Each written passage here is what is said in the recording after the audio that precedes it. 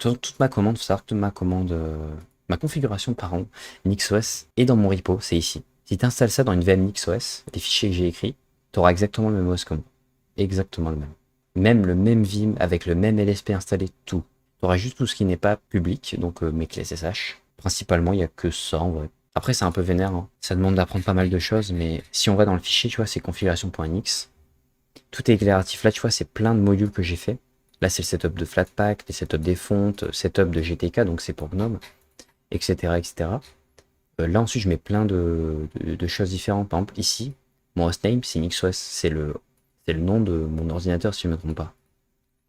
Là, j'utilise Network Manager pour gérer Internet, tu vois. Là, je déclare mon utilisateur de manière déclarative. Donc, ça, je l'ai variabilisé pour plus tard utiliser dans mes modules.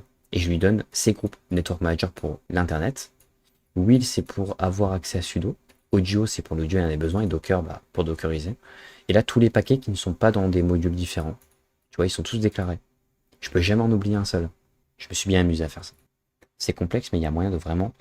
Bah, c'est surtout intéressant. En fait, c'est pas un. Faut surtout pas utiliser ça. Déjà, si t'es pas à l'aise avec Linux, ce serait ingérable. Et il faut pas l'utiliser si t'as pas envie de, comme je dis, d'avoir quelque chose de déclaratif et de reproductible. C'est que perso, j'aime bien, quand je fais un OS, tu vois, pouvoir supprimer mon OS et le refaire. Et maximum en 2 heures, tout revoir. Sauf que bon, là, au final, avec NixOS, ça se compte pas en heures, ça se compte plutôt en dizaines de minutes. Le temps bah, de faire la clé bootable, de booter dessus, et ensuite bah, de copier-coller les fichiers, c'est terminé.